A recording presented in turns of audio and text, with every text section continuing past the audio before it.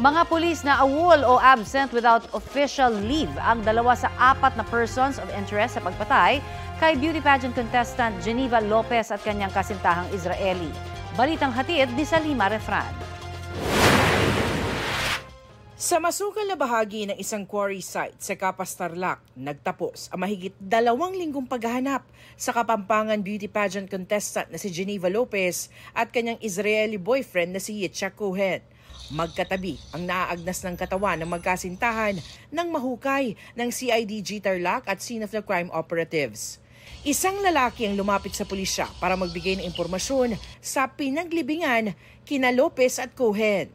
Siya po yung nakapagturo sa atin kung saan po talaga inilibing o ibinaon po itong mga biktima. So if not for him, baka medyo hanggang ngayon ay naghahanap pa rin po tayo.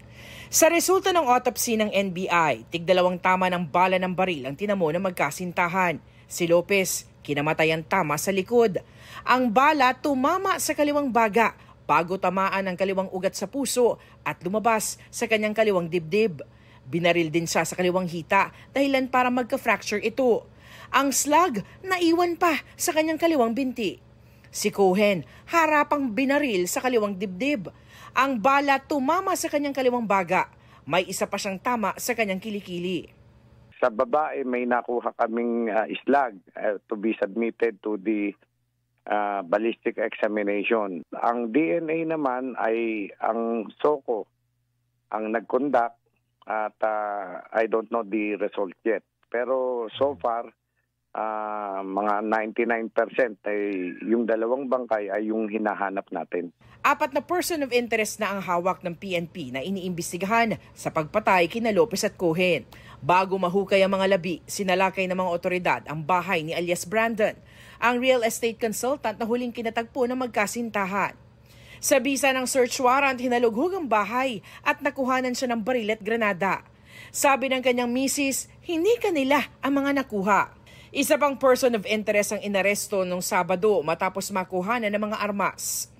Pag-alaman po natin na awol na pulis po ito na na-dismiss po noong February 2020. So, isa po siya doon sa inaresto po natin at isa pa pong awol na pulis na na-dismiss naman po noong 2019. May inquest po sila po ma'am for violation po ng Republic Act 10591 o illegal possession of firearms and ammunition and violation po ng Republic Act 9516 or illegal possession of explosives po. Nauna nang inarestong isang sibilyan noong Huwebes para sa illegal possession of firearms, ammunitions and explosives. Pang-4 ang lumutang na key witness sa kaso. Matipid sa impormasyon ng mga otoridad sa takbo ng investigasyon at sa tunay na motibo sa krimen dahil nagpapatuloy pa ang kanilang operasyon.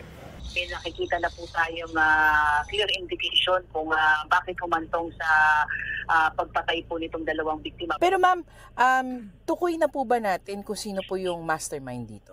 Kasama po yan ma'am, doon sa ginagawa po natin case build-up, meron na po tayong indikasyon na alam na po natin kung sino po yung pinakautak po dito sa nangyaring pagpatay po sa 2 biktima po. Salima Refran, nagbabalita para sa GMA Integrated News.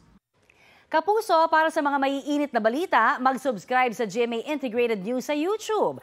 Sa mga kapuso naman abroad, subaybayan nyo kami sa GMA Pinoy TV at sa www.gmanews.tv.